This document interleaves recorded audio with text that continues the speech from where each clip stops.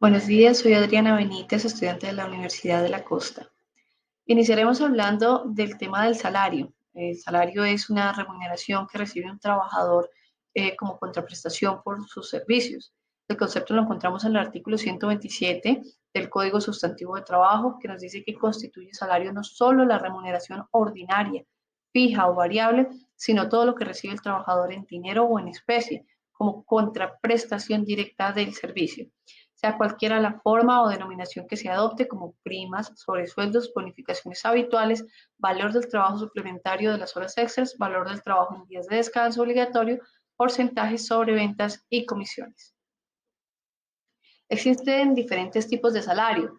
En el artículo 129 encontramos el salario en especie, que es aquella remuneración que el empleador le da a su trabajador y que no es en dinero, puede ser en habitación, en alimentación, en vestuario.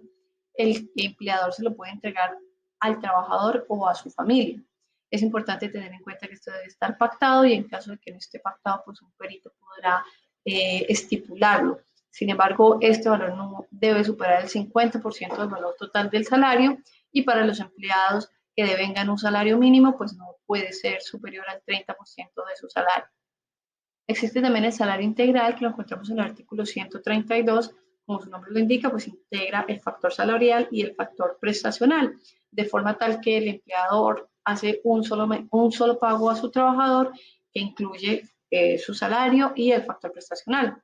Este artículo 132 es enfático al decir que no puede ser inferior a un salario integral, no puede ser inferior al monto de 10 salarios mínimos legales mensuales, más el factor prestacional que corresponde a la empresa, que no puede ser inferior al 30% de dicha cuantía. Este 30% pues debe estar exento también del pago de retención de la fuente y de impuestos, porque pues es un factor prestacional. Existe también el salario fijo y variable. El salario fijo, pues como su nombre lo indica, es aquella remuneración fija que recibe el trabajador. Puede ser en dinero, puede ser en especie, pero es siempre el mismo monto. Y es variable en el caso de que varíe el monto que recibe el trabajador en sus pagos, que pueden ser quincenales o mensuales, de acuerdo a cómo se ha estipulado inicialmente. Este salario variable lo vemos, por ejemplo, en los casos en los que se pactan comisiones. Entonces, de acuerdo, puede ser, por ejemplo, a las ventas, el valor del salario pues se verá aumentado o disminuido dependiendo. Eso pues hace parte del salario, por lo tanto pues será un salario variable.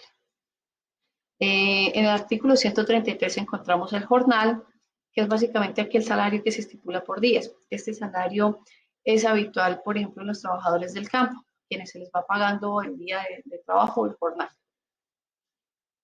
¿Qué constituye salario? Como lo vimos anteriormente en el artículo 127, pues toda suma que reciba el trabajador, sea en dinero o sea en especie, como contraprestación por sus servicios. Hay que tener en cuenta que también hace parte del salario las primas o sobresueldos y las bonificaciones que sean habituales. También el valor de trabajo suplementario, que son como las horas extras, el trabajo en días de descanso, porcentajes sobre ventas y comisiones. ¿Qué no constituye salario? El artículo 128 nos dice que aquellas sumas que el empleador decida entregarle a sus trabajadores por mera liberalidad y de forma ocasional.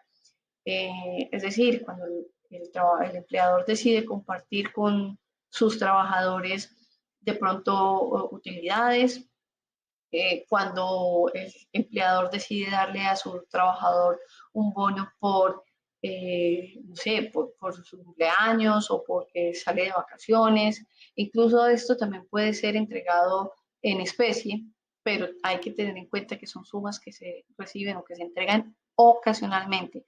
Cuando esas bonificaciones son habituales, como vemos en el artículo 127, pues ya hacen parte del salario.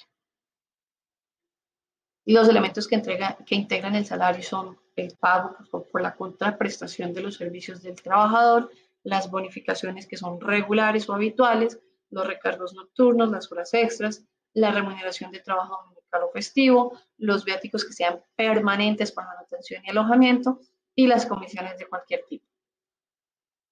La liquidación salarial, pues es la liquidación de nómina que se hace mensual o quincenalmente, de acuerdo a cómo se haya estipulado en el contrato de trabajo. Debe incluir el salario, el auxilio de transporte, que es aquel auxilio que se le da para transporte a las personas que reciben hasta 2 salarios mínimos, el recargo dominical o nocturno, las horas extras dominicales o festivas, las horas extras, los recargos nocturnos y los descuentos. Los recargo dominical o nocturno es aquel que se da cuando se trabaja en domingo y festivo y más de 8 horas diarias. El dominical o festivo se da cuando se trabaja un domingo festivo. Además de eso, se trabaja hora extra y ese trabajo extra se da de 9 de la noche a 6 de la mañana.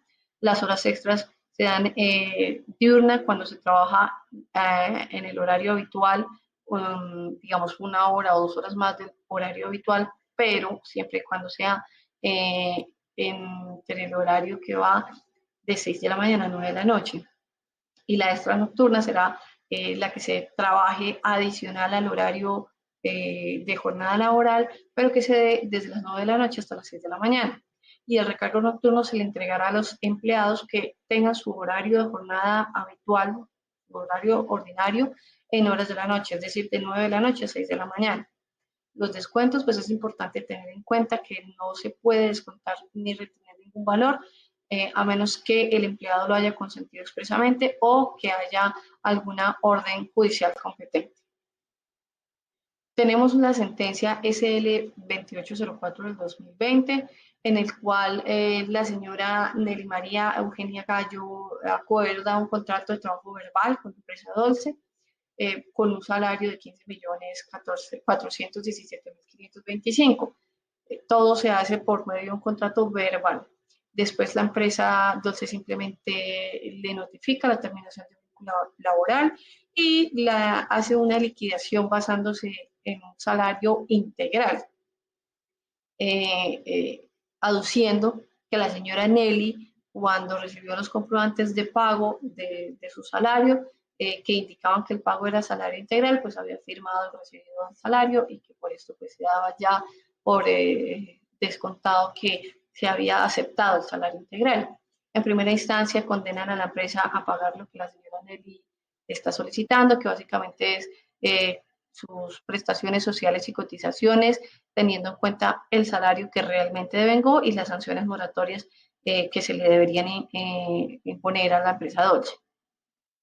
En segunda instancia, revocan este fallo del juzgado y absuelven a la empresa.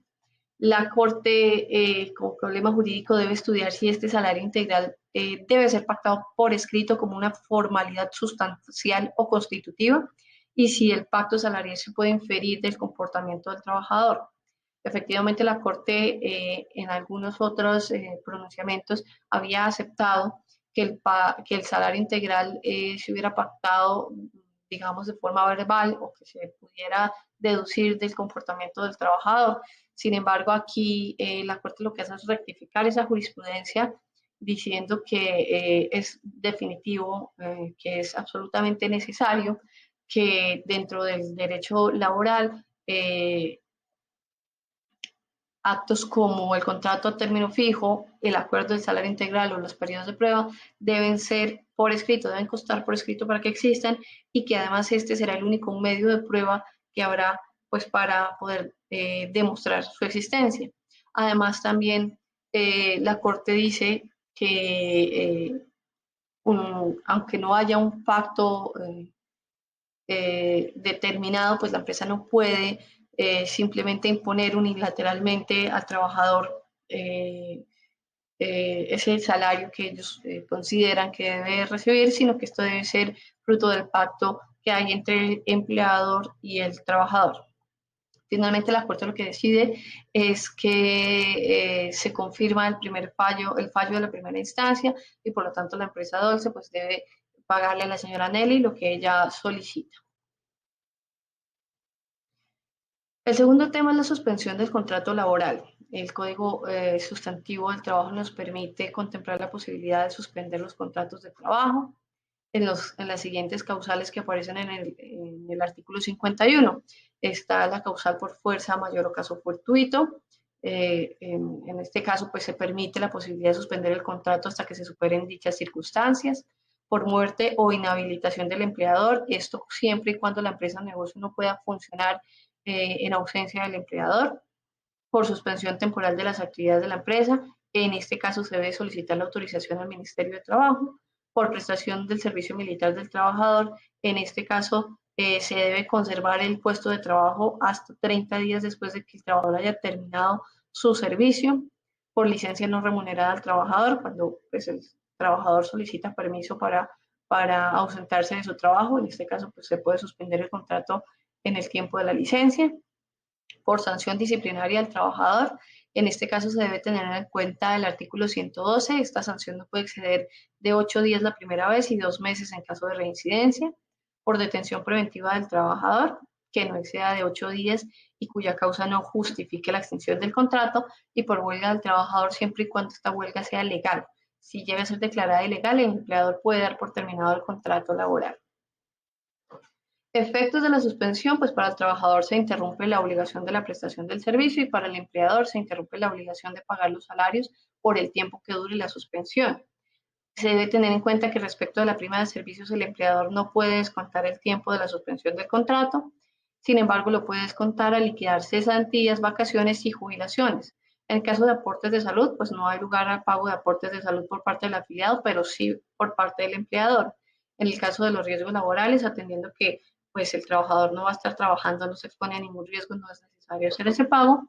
En el caso de pensión, sí se debe seguir haciendo los aportes mientras esté suspendido el contrato. La reanudación del contrato. En el artículo 52 encontramos que desaparecidas las causas de la suspensión temporal del trabajo, el empleador debe avisar a los trabajadores en los casos que tratan los tres primeros ordinales, que son los tres que vimos anteriormente, que son en el caso de que por fuerza mayor o caso fortuito, por muerte o inhabilitación del empleador o por suspensión temporal de las actividades de la empresa.